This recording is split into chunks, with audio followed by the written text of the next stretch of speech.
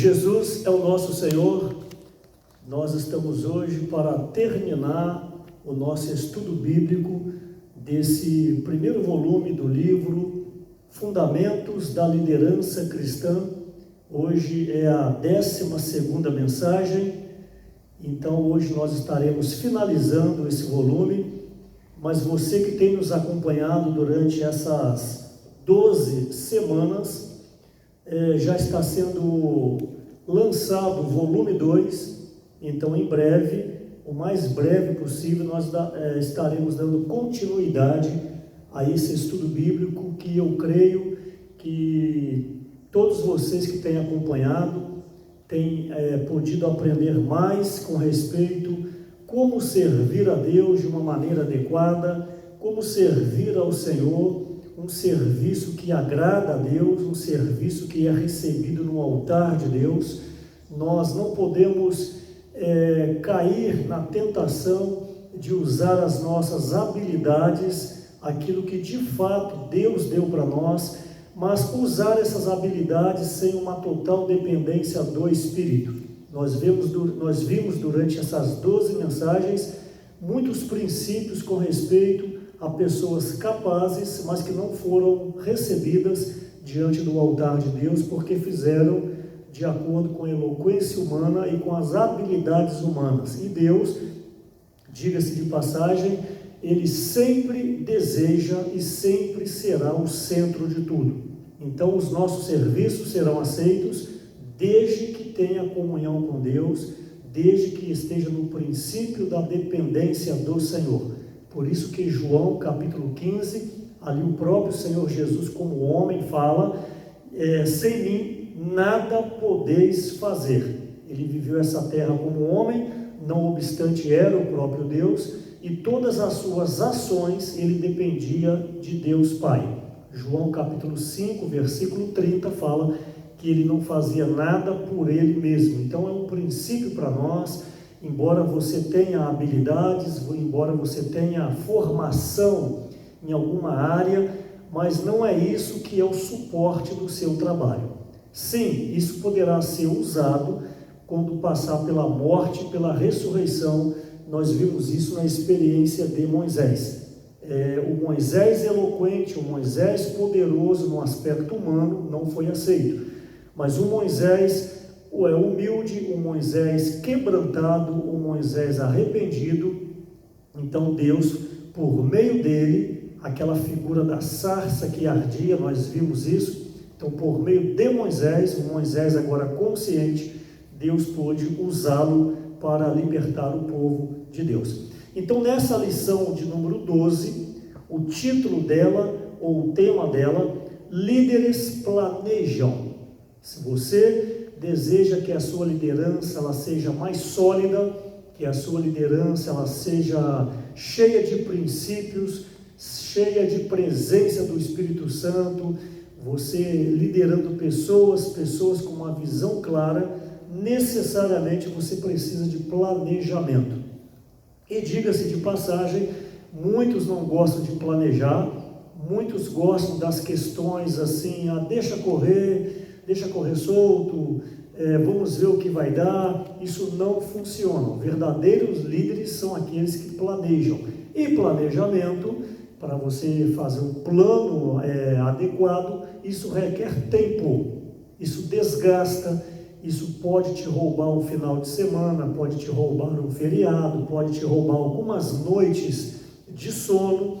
Por quê? Porque você precisa entrar no assunto que você deseja executar. Semelhantemente, para mim estar falando essa lição aqui para vocês, não foi uma simples lida neste livro, mas além de ler, ganhar o sentimento das palavras que estão aqui, além de entrar nos versículos da Bíblia, pegar alguns versículos pontuais para poder enriquecer mais essa lição, para levar até você aí na sua casa, para que por meio dessas palavras você possa ser mais aperfeiçoado. E também para mim, que estou falando aqui agora, o fato de eu ler, o fato de eu pesquisar, o fato de eu depender do Senhor, também eu vou sendo mais constituído. Então, é de suma importância a questão do planejamento, mas, repito, requer tempo, requer um empenho maior. Por quê? Porque você é um líder, então você precisa correr mais do que os outros, senão você não estaria na função de um líder. E nessa lição de número 12, repito, estamos finalizando hoje esse volume, já dá assim um pouco de uma sensação de saudade, né? Porque, como eu disse, não vai demorar muito para lançar um outro livro, mas até lançar, a gente então, nós poderemos ficar aí algumas semanas sem dar continuidade a esse estudo, mas vamos orar para que a editora consiga publicar e lançar esse segundo volume o mais breve, para a gente não ter aí um vácuo, não ter aí uma paralisação nesse estudo em função de aguardar o volume 2. Desde já, eu agradeço as suas orações, as vossas orações, porque são por meio delas que nós temos força para poder continuar trabalhando, produzindo material para o aperfeiçoamento de irmãos e irmãs que servem nas lideranças e aqueles que desejam também servir. Muito obrigado pelo apoio de vocês por meio da oração, ok? E então hoje, nessa lição de número 12, nós vamos abordar um assunto de grande importância para a liderança, que é, como eu disse, o planejamento. É um assunto extremamente importante, é um assunto que nós não podemos deixar passar de qualquer maneira. E nós sabemos que um planejamento é um grupo de ações que levam o objetivo desejado. Então, quando você tem um objetivo, você precisa então agrupar ações para que por meio dessas ações você possa alcançar o objetivo desejado, você possa alcançar com êxito aquilo que você propôs no seu coração. No nosso caso aqui, estamos falando de servir a obra de Deus. Então, para cumprir o encargo de Deus, para cumprir o propósito que está no coração de Deus, nós precisamos, então, planejar ações para que, por nossa influência positiva, diga-se de passagem, porque somos líderes, nós precisamos influenciar irmãos e irmãs, o máximo de irmãos na igreja, para que possamos ter apoiadores com o mesmo coração, o mesmo sentimento e a mesma visão. E quando o povo é um, nós então conseguiremos o objetivo. Então, o planejamento é um grupo de ações que nos levam a executar o objetivo proposto. E veremos também que o Senhor Deus, Ele aplicou os princípios do planejamento. Ele aplica para obter os seus objetivos. Então, a Bíblia é um livro repleto de princípios. Nós nunca podemos tomar a Bíblia em suas maneiras, porque as maneiras mudam, mas os princípios são imutáveis. Então, veremos também que Deus, o Senhor Deus, o nosso eterno Criador, ele aplica em toda a Bíblia esses princípios para que a sua vontade, que é o seu plano eterno, fosse executado, ok? E também veremos alguns princípios que foram aplicados para a construção do tabernáculo. Sabemos que a construção do tabernáculo, na época de Moisés, no livro de Êxodo, foi algo extremamente planejado, foi algo extremamente bem consolidado em cima de uma visão, em cima da obediência por parte de Moisés e de seus liderados junto à palavra de Deus. Se Deus não orientasse, jamais eles poderiam fazer e construir o tabernáculo. Nós sabemos que Deus, Ele traçou um plano de criação. Nós vimos também, eu estou fazendo um pequeno resumo do que nós já vimos. Deus, Ele traçou um plano para a criação, e todo esse plano, Deus tinha um objetivo, que tudo pudesse convergir em Cristo. Sabemos que Cristo é o centro de todas as coisas, Ele é o único Deus, Ele é o Pai, Ele é o Filho, Ele é o Espírito Santo, só que apresentam em três pessoas: a pessoa do Pai, a pessoa do Filho e a pessoa do Espírito, mas é um único Deus. E assim o Pai determinou, desde a criação, que tudo precisaria convergir em Cristo. Isso está de acordo com Efésios capítulo 1, versículos 9 e 10. Como eu dei alguns exemplos, que como um círculo, quando você faz um círculo com um compasso, o centro daquele círculo, como aquela agulha, aquele material de ponta, e depois vem o restante do compasso e faz o círculo. Aquele centro, em tipologia, apenas para exemplificar, é Cristo. Tudo neste universo precisa orbitar, girar em torno de Cristo. Então Cristo, Ele é o nosso centro, Ele deve ser o centro da sua liderança, o centro da sua vida, o centro da igreja, tem que ser a motivação da sua vida. Sem Cristo, como Paulo fala em 1 Coríntios, a nossa edificação, ela será madeira, feno e palha. Então, por causa da rebelião de Lúcifer, também vimos isso, por causa da rebelião, isso está ali registrado em Isaías 14, Ezequiel 28, por causa dessa rebelião, tudo entrou em desordem. Então, essa terra, que ela existe muito antes do homem, milhares e milhares de anos, essa terra também, ela se tornou um caos, de acordo com Isaías, capítulo 45, versículo 18, ali diz que a terra não foi criada para ser um caos, mas ela havia se tornado um caos, de acordo com o versículo 2 de Gênesis capítulo 1, onde o Espírito de Deus pairava sobre as águas. Então a terra estava totalmente inundada, me permito o termo, totalmente deformada. Por quê? Porque houve a rebelião e o julgamento de Satanás, onde ele foi lançado por terra. Antes era Lúcifer, anjo de luz, e depois se tornara Satanás, o diabo, o inimigo e o adversário de Deus. Então Gênesis 1, versículo 2, fala que a terra, de acordo com o original hebraico, a terra tornou-se sem forma e vazia. Ela não era. O que fez ela se tornar? Foi o julgamento de Deus sobre Lúcifer, jogando por terra. Já vimos essa lição. Então toda a terra ficou em desordem. Então o nosso Senhor já havia um plano de restauração. A lição de hoje, líderes planejam.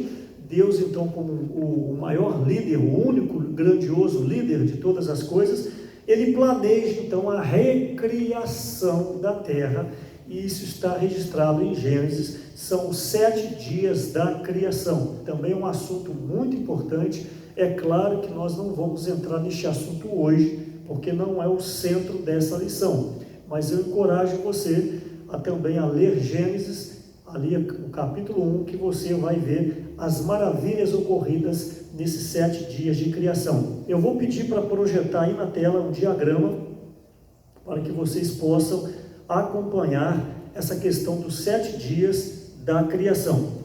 O primeiro dia da criação, no primeiro dia da criação, foi criada a luz. Essa luz, ela era uma luz geral, uma luz genérica, podemos dizer uma luz difusa, é uma luz cósmica que ela banharia, eu penso que eu posso dizer assim, banharia todo o universo. É uma luz bem difusa, uma luz geral, uma luz cósmica, repetindo, que ela então traria uma referência para todo o universo. Por quê? Porque Gênesis 1, a partir do versículo 2, fala que o Espírito de Deus pairava sobre as águas e havia trevas. Então havia, o que são trevas? Trevas é a ausência de luz. Então no primeiro dia da criação, o primeiro item essencial para a recriação foi a luz. Repito, essa luz foi uma luz geral, uma luz cósmica, uma luz que daria uma referência. No segundo dia, nós vimos outro item essencial para o desenvolvimento da vida, que é a água. Então ali, as águas que existiam eram águas dos mares, águas salgadas, águas do julgamento que veio sobre a terra, inundando toda a terra. Então ali o Senhor, ele faz a separação por meio do seu falar, da sua ordem. Ele faz a separação das águas de cima e das águas de baixo. Águas de cima, podemos dizer que é o firmamento, as nuvens. Então separa então a água doce da água salgada, os mares e as águas do firmamento, que são as nuvens. Como eu disse, eu não estou aqui detalhando, só estou dando uma panorâmica. E no terceiro dia faz então a separação da porção seca. Então o que o Senhor fez por meio da sua palavra? Ele ajunta os mares, os oceanos, e ajunta a porção seca.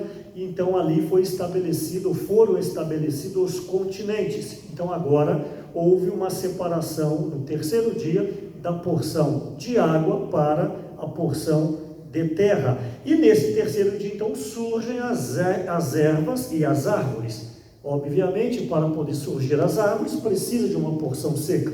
Então já no terceiro dia, com o surgimento, a separação da porção seca, então surgem ali as ervas e as árvores. No quarto dia, nós vemos então a criação de uma luz mais definida, onde então foram criados o sol, a lua e as estrelas. Então agora passaria a ter uma luz mais definida, uma luz onde poderia já definir as estações climáticas. Então o sol, a lua, isso estabelece ali, com as fases da lua, as questões das estações. Então no quarto dia foi criada essa luz mais definida, uma luz mais concentrada.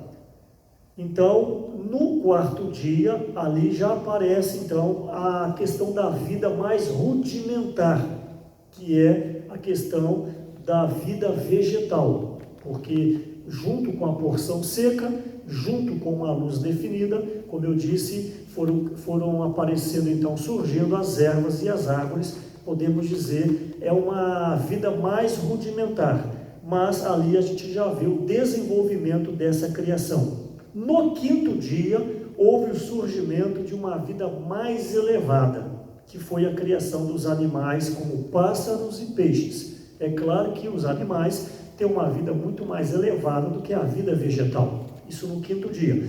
No sexto dia, o Senhor continua a recriação, e ele cria então os animais domésticos e, por fim, a sua obra-prima, a maior das criações. Como o livro de Efésios mostra para nós, Deus cria eu e você. Deus cria o homem, a vida mais elevada, e diga-se de passagem, a imagem e semelhança de Deus. Também vimos isso em lições anteriores. O homem foi criado do pó da terra e foi colocado nele o sopro divino, de acordo com o hebraico Neshama. Esse homem então, esse boneco de barro, se torna então a alma vivente, e ele se torna o homem criado pelo sopro de Deus. E no sétimo dia é o dia de descanso, onde o Senhor Deus, ele descansou. Então nós vimos esse plano de Deus. Deus aplica os princípios na recriação da terra, porque ele tinha um plano. Que plano? Resgatar essa terra que foi usurpada por Satanás, por meio do julgamento. Deus então recria todas as coisas, prepara um ambiente adequado, um ambiente agradável, e no último dia, quando tudo estava pronto, Deus cria o homem. Para quê? Para que o homem então pudesse executar o plano que estava no coração de Deus. Agora vamos ver um pouco sobre os componentes de um plano. Vimos que Deus planejou retomar a terra, como eu disse, por meio do homem criado, após a rebelião de Lúcifer, porque havia se tornado um caos. Então, basicamente, esses componentes de um plano, eles se resumem em 4 componentes. São 4 pontos, 4 componentes que um plano ele necessariamente precisa ter, até mesmo na vida secular, muito mais também na vida espiritual. O primeiro componente deste plano, para executar esse plano, é o objetivo. O segundo é a equipe, depois a tarefa e depois os recursos. Também eu vou pedir para colocar aí um diagrama para que você possa acompanhar melhor os 4 componentes para a execução de um plano. Então nós temos o objetivo, a equipe, a tarefa e o recurso, ou os recursos. Esses 4 componentes, todo plano necessariamente vai esbarrar nele mais cedo ou mais tarde. Ok, o primeiro componente, que é o objetivo, quando você vai executar alguma coisa, você precisa ter em mente onde você deseja chegar. Até mesmo quando você vai decidir sobre qual curso que você vai cursar, qual o desejo que você deseja, qual o seu desejo de uma formação profissional, você precisa entender onde que você deseja chegar. Não basta você falar, eu vou fazer o curso tal. Você necessariamente precisa imaginar você naquela profissão. Eu vou estudar para medicina, eu quero ser médico. Mas você precisa parar e analisar o que um médico faz, as demandas de um médico. Você tem perfil de trabalhar final de semana, trabalhar feriado, você tem perfil de lidar com pessoas, você tem perfil de fazer uma cirurgia. Se você analisa, não posso nem ver sangue, não me sinto bem manipular o corpo físico, então você não pode pensar ser um médico, porque o médico lida com essa área. É claro que eu estou falando de uma maneira bem geral, viu? Claro que tem aí as aplicações médicas que não necessariamente você vai fazer isso, mas estou falando aqui de uma maneira geral. Eu quero ser um engenheiro civil. Então, você tem perfil de estudar bastante exatas, o cálculo 3, você tem perfil para entrar nessa área, depois encarar uma obra, se responsabilizar. Você não pode pensar só no salário, você tem que pensar o que esse profissional faz. Então, assim, cada área, o professor tem a demanda, estudar muito, fazer planejamento de aula. Então, para você executar alguma coisa, você tem que ter um objetivo. Onde você deseja chegar? Então, o objetivo é o primeiro componente para a execução de um plano. É ter em mente onde você deseja chegar. Todo plano tem que ter um objetivo. Se não tem um objetivo, não tem plano. Tem que ter um foco. E na criação de Deus, ele tinha um objetivo. Na criação de Deus para com o homem, ele tinha um objetivo, que era que o homem levasse a cabo a vontade eterna dele, destronando Satanás e restabelecendo o seu governo nessa terra. Então isso está muito claro em Gênesis capítulo 1, versículo 26, façamos o homem, no versículo 28, tenha ele domínio. Então Deus tinha em mente onde que ele gostaria de chegar. Nós também temos uma passagem muito interessante no livro de Lucas, capítulo 14, gostaria que vocês abrissem a Bíblia, como nós sempre temos encorajado desde o princípio desse estudo. Lucas 14, versículo 28, pois qual de vós, pretendendo construir uma torre, não se assenta primeiro para calcular a despesa e verificar se tem os meios para concluir? Então, se você deseja construir uma torre, o Senhor está falando, você tem que sentar primeiro, calcular as despesas e verificar se tem os meios para concluir. O 29, para não suceder que, tendo lançado os alicerces e não a podendo acabar, todos os que a virem zombem de ti. Então, para construir uma torre, para construir uma casa, você tem que sentar, calcular quanto que vai gastar de mão de obra, quanto que vai gastar de material, no mínimo uma previsão de 80%, para que você então entenda os seus gastos. Então o que é isso? Isso é uma questão de um objetivo. O objetivo é construir, então você senta, planeja onde você vai chegar, o que você vai gastar. Isso é um planejamento. Estamos falando na lição de número 12, líderes planejam, ok? O segundo componente é equipe. Equipe é um time de pessoas, ou seja, que irá conduzir a execução do plano. Todo plano tem que ter uma equipe. Um time de futebol, qual é o objetivo? Ganhar a taça, levantar a taça, ganhar o campeonato, chegar em primeiro lugar em pontuação. É o objetivo, ele sabe onde ele quer chegar. Então agora tem que ter uma equipe. Tem que ter uma equipe, e não é qualquer equipe. Você não vai me colocar lá para jogar. Você vai procurar os melhores. O que o mercado oferece, é claro, dentro das condições financeiras de cada clube. Por isso, os que investem mais, geralmente, isso não é regra, geralmente levam os campeonatos mais cobiçados, porque tem os melhores jogadores. Então a equipe é um time de pessoas que irá conduzir a execução deste plano. E o trabalho em equipe, diga-se de passagem, é um princípio divino. O Senhor nunca mostra para nós a questão do individualismo. Sempre quando o Senhor enviava os discípulos, Ele também enviava de 2 em 2. Então, equipe é um princípio divino. E também nós precisamos entender e enxergar que toda equipe precisa se submeter à direção. Isso é a chave de tudo. Como um jogador em um campo, se ele não ouve o técnico que está de fora olhando tudo, esse time não vai levar nada. Então, toda equipe precisa entender que todos precisam cooperar. Todo mundo coopera com todo mundo e assim então o objetivo ele é alcançado. Nós vemos também que desde a criação, Deus cria o homem em equipe. Deus criou homem e mulher. Gênesis capítulo 1, versículos 27 a 28. Deus já criou o homem em equipe. Ele desejava que a terra fosse restaurada em equipe. Não foi só o homem, criou homem e mulher. Ali já dá então uma imagem, isso mostra para nós um princípio de equipe. E hoje, semelhantemente na igreja, se quisermos que os serviços eles fluam de uma maneira adequada, há a necessidade de coordenação entre equipes.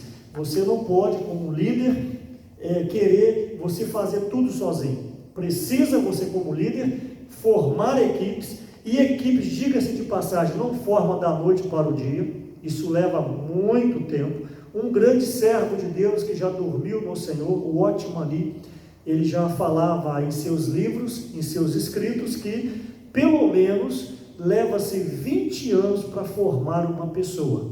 Eu não estou dizendo que precisa aguardar 20 anos para as pessoas servirem, mas para ganhar maturidade espiritual, para ganhar princípios de morte e ressurreição, pelo menos 20 anos. Então você vê que não é uma questão de capacidade humana, você vê que não é uma questão de eloquência humana, é uma questão de se aperfeiçoar. Então toda equipe precisa ter isso em mente. E o nosso Senhor Jesus foi o maior formador de equipe. Ele formou de imediato o seu time, a sua equipe, com os 12 discípulos. Lucas capítulo 6, a partir do versículo 12, ele ali forma então a sua equipe, 12 discípulos que se tornariam depois os 12 apóstolos. E o terceiro componente para a execução de um plano é a questão da tarefa. A tarefa corresponde à responsabilidade da equipe.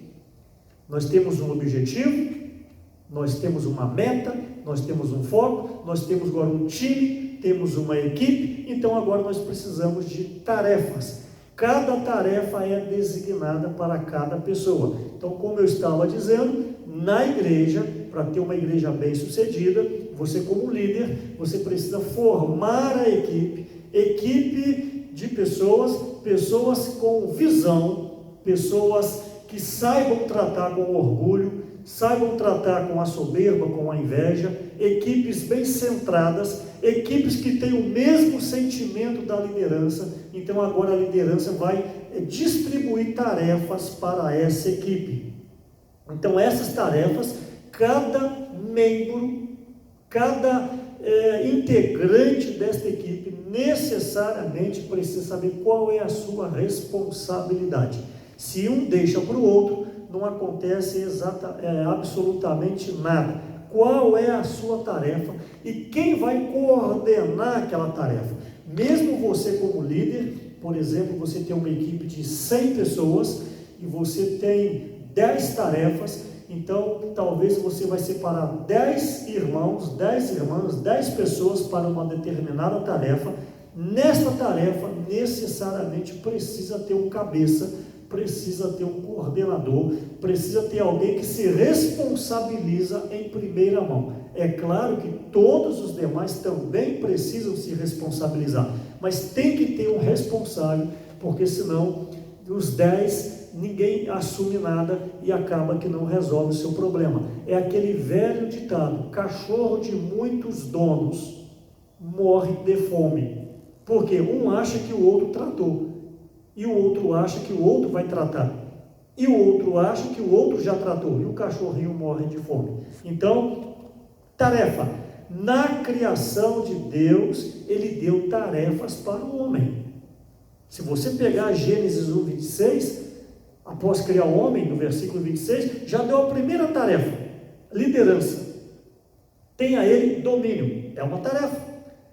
Segunda tarefa: expansão, Gênesis 1:28. Terceira tarefa: cultivar e guardar o jardim, capítulo 2, versículo 15 fala isso. Quarta tarefa: organização, dar nome a todos os animais. Podemos ver em Gênesis capítulo 2, essa tarefa de organização, que era dar nome a todos os animais. Poderia ler os outros versículos, mas vou ler só esse que é mais pontual, que é um versículo que geralmente muitos não lembram desse versículo. Gênesis capítulo 2, versículo 19 e 20, diz: havendo, pois, o Senhor Deus formado da terra todos os animais do campo e todas as aves dos céus, trouxe ao homem para ver como este lhes chamaria, e o nome que o homem desse a todos os seres viventes. Esse seria o nome deles. 20, versículo 20. Deu nome o homem a todos os animais domésticos, as aves e etc. Então, nós vemos aqui tarefas que Deus deu para o homem recém-criado. No versículo 26, então, estabeleceu a questão da liderança. No versículo 28, a questão da expansão. No versículo 15 do capítulo 2, a questão de guardar e cultivar.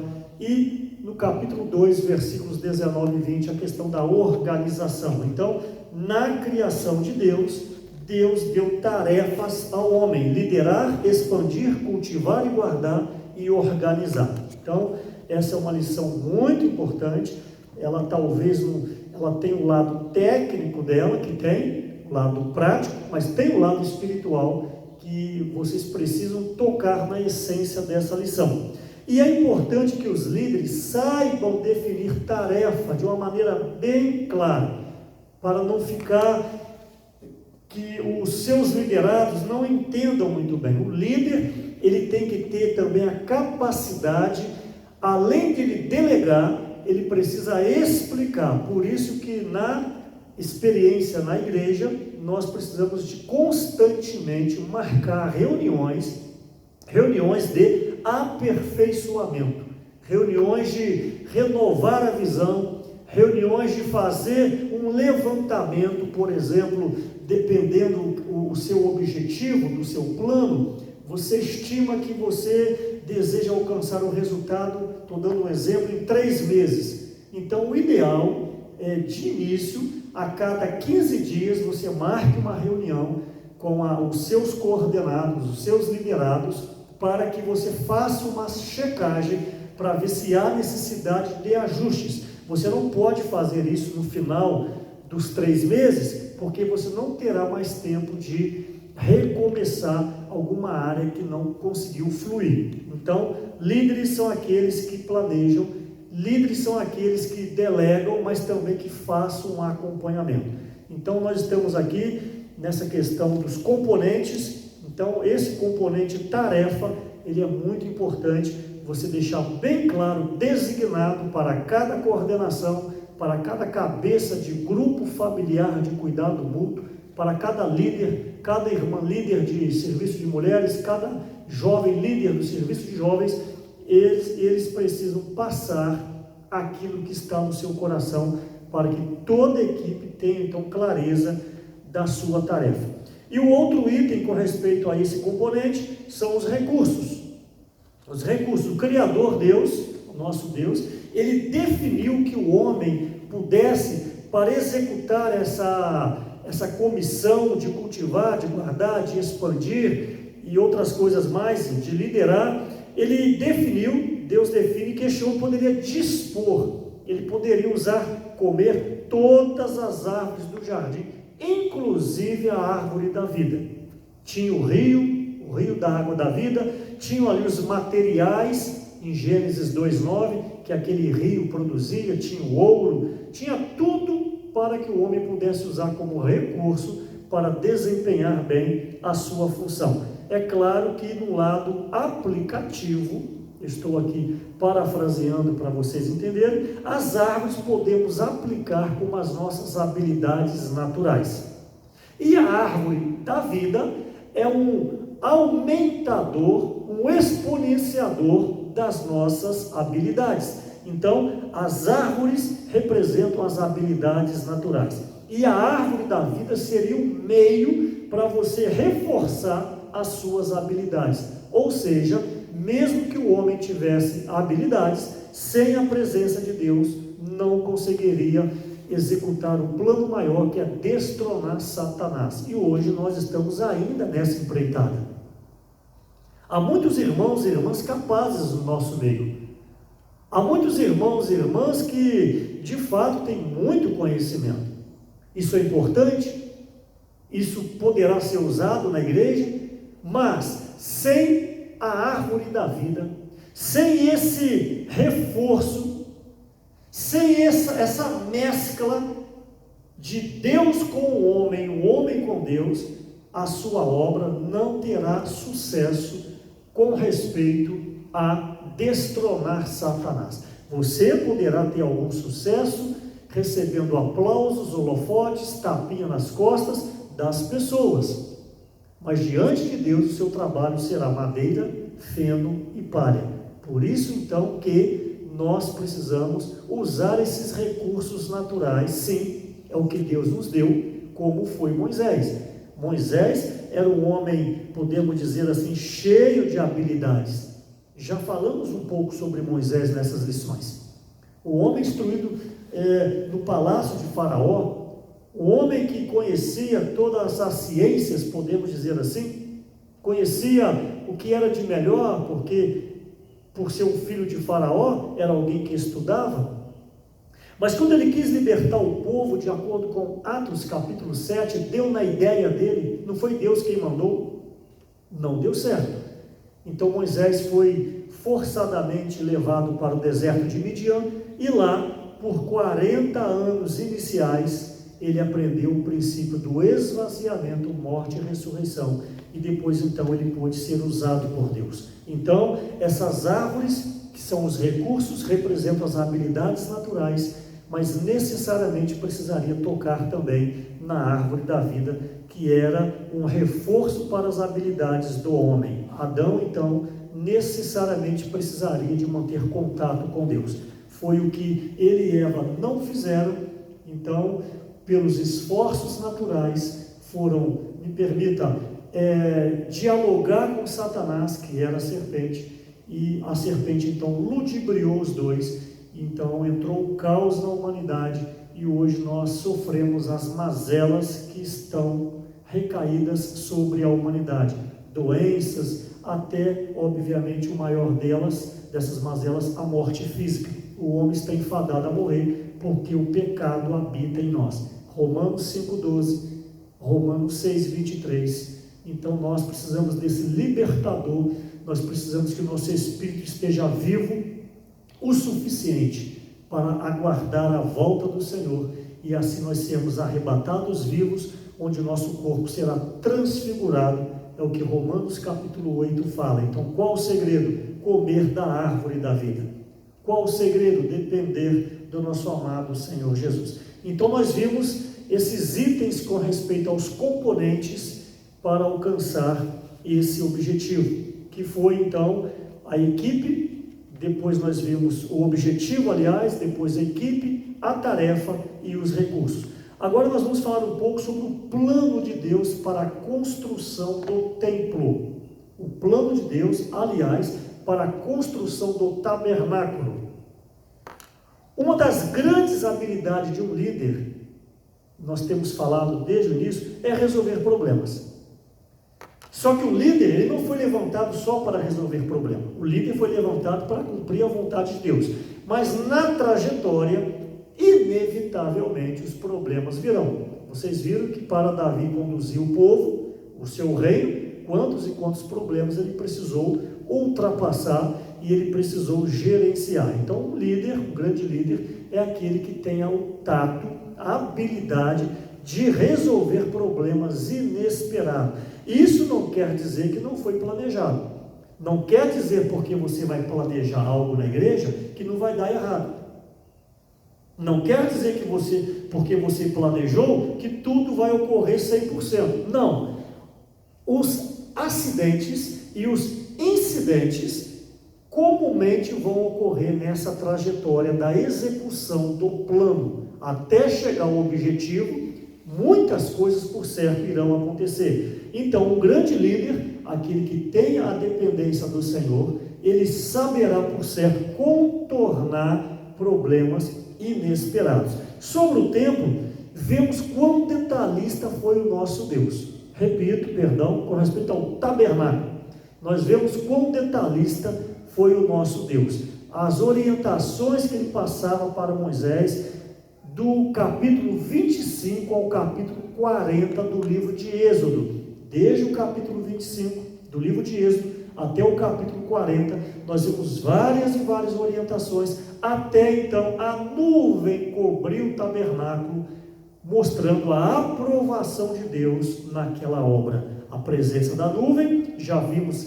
eu acho que na lição número 2, se não me falha a memória, nós vemos então, a lição 2 ou 3, eu não me lembro, que a presença da nuvem representa a presença do Espírito Santo, a aprovação de Deus. Então, nesses capítulos de Êxodo 25 a 40, nós vemos ali a aplicação do que nós falamos agora, o objetivo, a equipe, as tarefas e os recursos.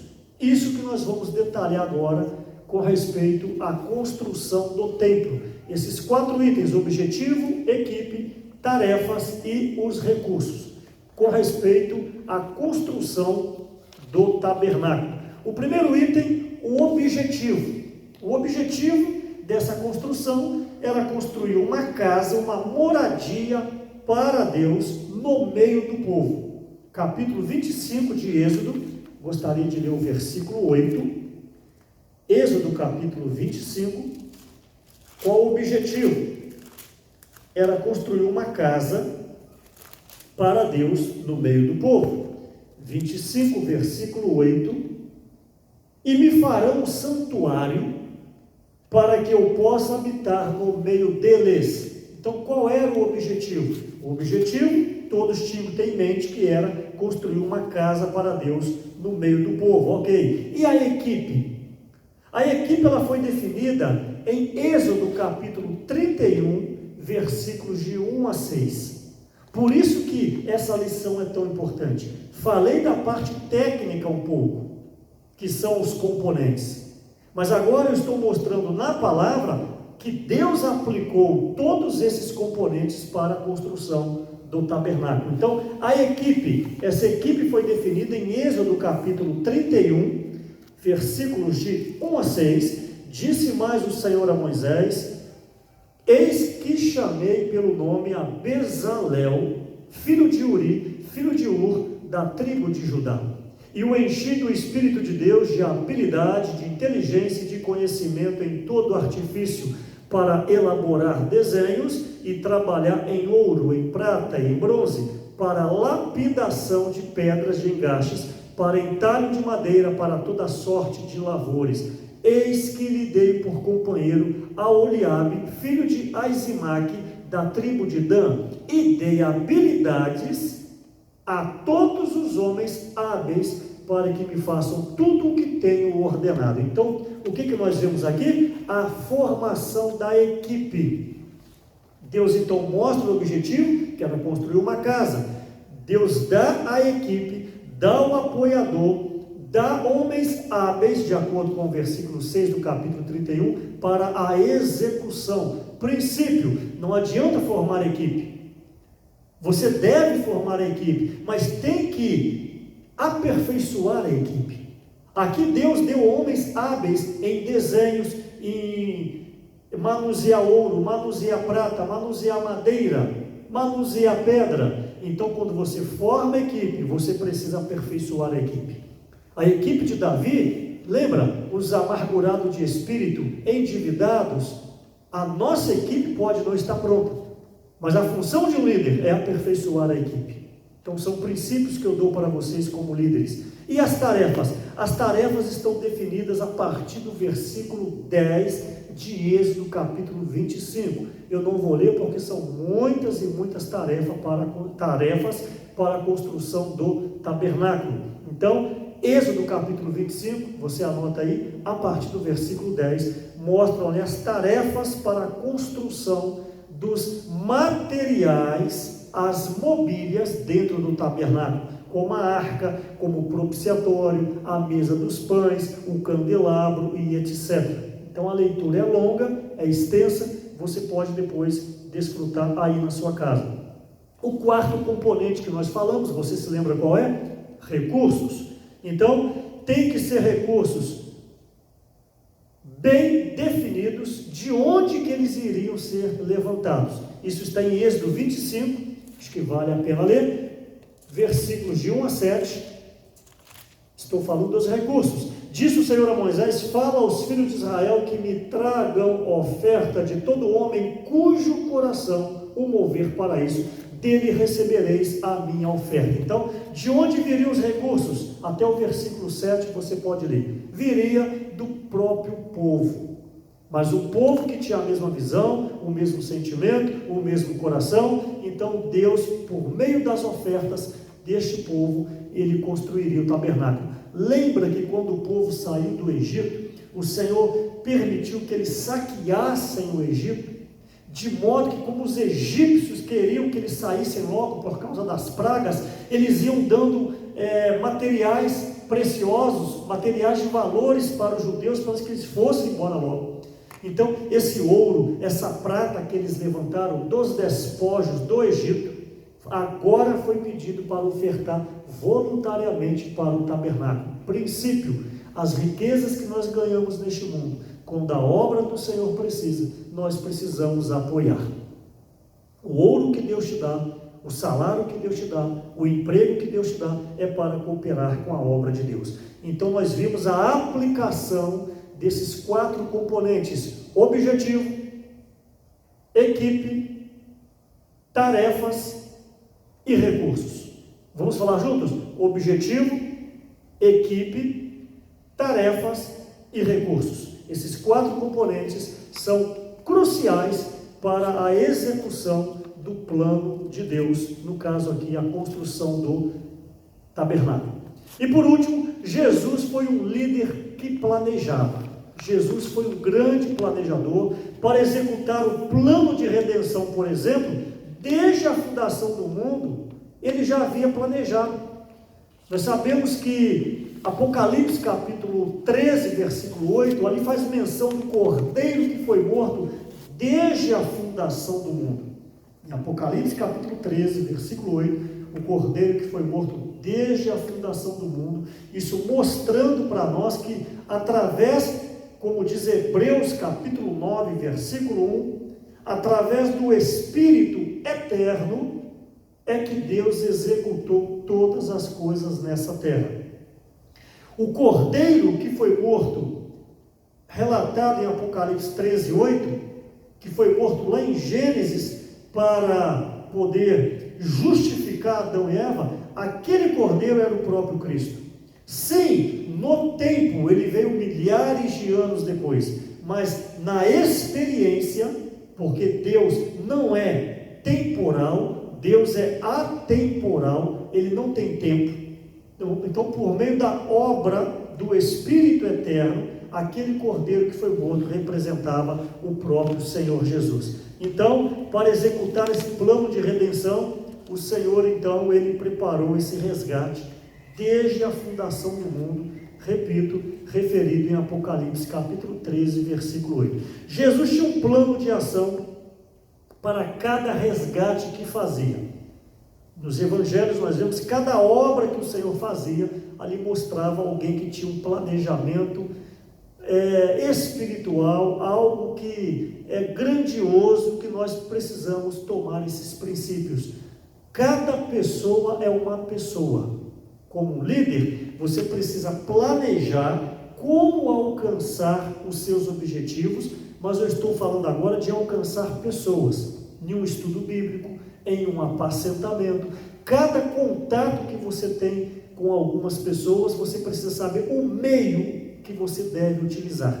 O fundamento sempre é a dependência do Espírito, mas a maneira você precisa ganhar do Senhor. Então o Senhor, cada pessoa que Ele contatava, Ele tinha uma maneira. Por exemplo, em João capítulo 4, versículo 6, se recorda daquela mulher pecadora, que ela era adúltera, que ela foi pegar água ali no poço de Jacó, na fonte de Jacó, ali em João capítulo 4, o Senhor Jesus chega ao meio-dia. Essa mulher achou que não ia ter ninguém, porque meio-dia é o sol mais forte, é o momento do sol mais forte, e Jesus então aparece até essa mulher. Mas eu gostaria de ler João 4,4. Era-lhe necessário atravessar a província de Samaria. Chegou, pois, a uma cidade samaritana, chamada Sicar, perto das terras que Jacó dera a seu filho José. Aqui havia um poço, aqui havia uma fonte, onde era a fonte de Jacó, onde as pessoas vinham beber água. Só que as pessoas iam no horário da tarde, porque era mais fresco, no meio de um deserto, mas o Senhor queria resgatar essa mulher. Então essa mulher, ela foi ao meio-dia, porque ela era uma tomadora de marido. Ela tinha casado com um, casado com outro, casado com outro, e o que ela estava não era dela. Então era uma mulher mal falada pela sociedade, ninguém queria estar perto dessa mulher, mas o Espírito, o próprio Deus, Jesus, precisava resgatar essa mulher, porque ele sabia que por meio dela uma cidade seria salva. Então o Senhor planejou a hora que ele pegaria essa mulher, e foi ao meio-dia no poço de Jacó. Princípio para nós: era uma pecadora, era uma mulher. Jesus, como sexo oposto ao homem, ele não poderia ir à noite por causa do mau testemunho. Então ele foi num horário onde todos poderiam ver, que era ao meio-dia. Já falamos sobre isso com respeito a sexo oposto, sozinhos no mesmo recinto por muito tempo. Já falamos sobre isso. Um líder, o lugar fácil de Satanás tocar é na questão da sexualidade e a sensualidade. Um líder, seja homem ou mulher, precisa cuidar com respeito a isso, fugir de toda aparência do mal. Então o Senhor foi ao meio-dia e ali começou o diálogo, e o Senhor então salvou essa mulher. Essa mulher, ela tocou na água viva, que jamais ela teria sede, e ela foi para a cidade e falou para a cidade, e a cidade ouviu o testemunho dessa mulher, porque era uma mulher negativa. Então observe o plano de ação do Senhor Jesus para alcançar essa mulher. Você que apacenta, você que pratica o estudo bíblico, você que participa de visitas, você precisa achar a melhor maneira para alcançar as pessoas. E também João 11, na morte de Lázaro, o Senhor não saiu por aí atropelando, vamos correr para salvar Lázaro. É o que os discípulos queriam, mas o Senhor esperou Lázaro morrer, esperar começar a cheirar mal, ou seja, para não ter dúvidas que ele tinha morrido, para o Senhor chegar lá, no versículo 25 de João 11, falar: eu sou a ressurreição e a vida, para poder ressuscitar este homem. Mas muito mais do que Lázaro, para tocar nas pessoas que estavam ao redor, como em especial a família de Lázaro. Como diz o Provérbios 21:5, nós não precisamos ter pressa, nós temos que tão somente aguardar a ordem do Senhor. Quando surgir um problema na igreja, quando surgir algum problema na sua coordenação, não pense que você tem que resolver imediatamente. Espera, como o Senhor, na questão de Lázaro, espera 4 dias, para então que a sua ação seja uma ação direcionada pelo Espírito, uma ação respaldada e selada por Deus. Então a sua ação vai de fato resolver o problema e vai gerar vida para os Lázaros, vai ressuscitar as pessoas que estão mortas, mesmo essas pessoas que servem na sua equipe. Podem ter pessoas com o espírito apagado, pessoas desanimadas, pessoas querendo abandonar o serviço, mas uma atitude respaldada no Espírito, você vai ressuscitar a sua equipe, e essa igreja será vencedora neste quadro momentâneo, e se prosseguir assim até o reino de Deus. E também Mateus 21, versículos 1 e 2, nós vemos quando o Senhor foi entrar em Jerusalém, ele já tinha planejado tudo, falou para os discípulos: vai em tal lugar, que vai ter uma jumenta amarrada, vai ter um jumentinho, você pega, se alguém perguntar para que é, você fala que o Senhor precisa dele. Então você vê todo um arranjo, todo um planejamento, tudo do Senhor era planejado. Também em Lucas 22, 7 até o 13, a questão da última ceia, que era preparar ali, comer a Páscoa, depois o Senhor estabeleceu a ceia, o Senhor vai a certo lugar, você vai achar um homem com cântaro nas costas, e ali então você vai dar a instrução, e este homem vai cooperar com vocês. Lucas 22, 7 a 13, você pode ler também. E também a questão do barquinho pronto, em Marcos 3, 9, sempre que o Senhor iria falar, a multidão o comprimiam, a multidão ficava em cima dele. Então Jesus falou: olha, sempre que eu vier aqui, deixa um barquinho pronto, eu chego, entro no barquinho que já estará pronto, e eu me afasto um pouco, e das águas eu falo para a multidão, e a multidão não precisam me comprimir, não precisam ali ficar muito em cima de mim, que vai até atrapalhar eu falar. Eu estou aplicando, é claro. Então nós vemos que a manutenção desse barquinho amarrado, pronto ali, era também um planejamento do nosso amado Senhor Jesus. Então, um líder é aquele que prevê, é aquele que planeja, é aquele que aperfeiçoa, é aquele que orienta. Um líder, ele de fato é aquele que planeja. Liderança na igreja, ela precisa ter base na palavra de Deus. Liderança na igreja precisa ter a unção do Espírito Santo. Liderança na igreja precisa ter uma vida de oração, uma vida de dependência do Senhor, e assim os nossos serviços na igreja serão aceitos. Nós finalizamos aqui agora essa 12ª lição, onde nós vimos que líderes planejam, e eu espero que este volume 1 dos fundamentos da liderança cristã possa ter agregado valores espirituais na sua vida. E mais uma vez, eu agradeço pelas vossas orações. O Senhor me deu graça para gravar essas 12 mensagens, 12 lições, e o meu coração aqui é tão somente para cooperar com o seu desenvolvimento espiritual, e que Deus possa nos abençoar. Você que está chegando agora, essas 12 lições estão na playlist, você poderá procurá-las nesse canal do YouTube, e você poderá então desfrutar. E você que acompanhou até hoje, você possa voltar, reouvir essas mensagens, e também encaminhe esse link para algum parente e amigo, para que eles possam também ser abençoados com essa palavra. Saindo do volume 2, nós retornaremos para esse estudo bíblico. Que o Senhor nos abençoe. Eu gostaria de abençoar todos vocês agora com uma oração. Senhor, eu te agradeço por essas 12 lições. Eu te agradeço por esse momento que nós passamos juntos com esses irmãos e irmãs, e esses que nos ouvem por este canal. Que as suas bênçãos, Senhor, estejam sobre nós. Nós reconhecemos que somos fracos, que nós somos pecadores e que nós precisamos de Ti. Senhor, como líderes, nós queremos ter a sua luz, ter a sua direção e ter a sua aprovação. Não queremos ficar fazendo coisas para o Senhor, sem a comunhão íntima com o Senhor. Por isso nos perdoa, aceite a nossa pessoa, para que os nossos serviços também sejam aceitos. Jesus é o Senhor, para frente vamos e até breve.